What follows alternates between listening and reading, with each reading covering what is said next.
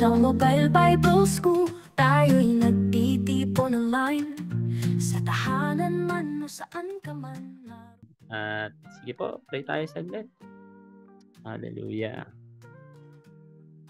Father God, we are come before you today or tonight and bring our hearts of your worthy servants, mga napapagod, napapagal, those who have labored in your vineyard, those who poured their strength, and now some of us are listening to this Facebook, YouTube, or Zoom. Some of us have struggles or feel drained, nade-drain na, Panginoon. May mga silent tears, so much to carry, yung weight, Panginoon, na sobrang bigat. You know the burdens, Lord. And most of us, we dare not to speak. We just pray unto you. But the exhaustion is so great behind the smile.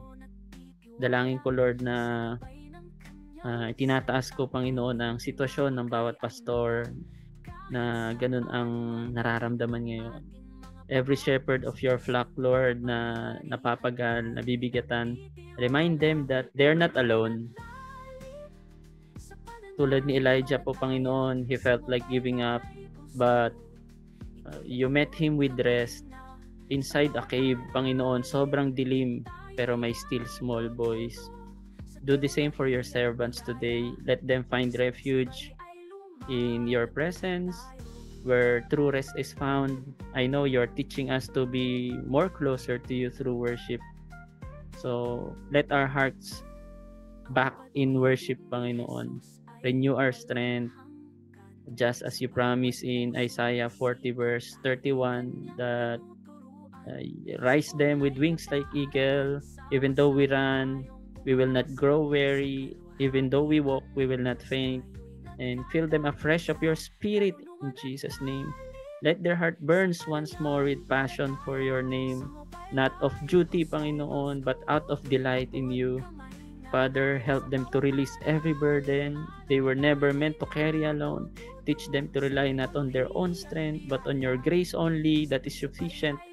And surround them with people who encourage, uplift, and support them, tulad ng platform na ito na MBS. And let them not be isolated in their struggles, but let them be embraced, oh God, by your love, by your presence, by the Holy Spirit, and by this community, ito pong MBS. And above all, remind them why they started, rekindle the fire of their calling. Like what I've said a while ago, may they not be defined by their exhaustion or their past sins, but let your biblical definitions as we sons and daughters of God be manifested only not inside but also outside, Panginoon. And nawa, Panginoon, na we declare that the work you began in every one of us, every listener here, every student, every professor, every teacher, every pastor, ministers, church leaders, or members, we declare that whatever you began in them, you are faithful to complete it. We declare fresh joy, fresh anointing, fresh strength over their lives. We declare that no weapon formed against them, against us, will prosper. In Jesus' name, Amen. Maraming salamat po. At nawa ay kilusin tayo ng Panginoon at ang lahat ng tupan na ating nasasakupan.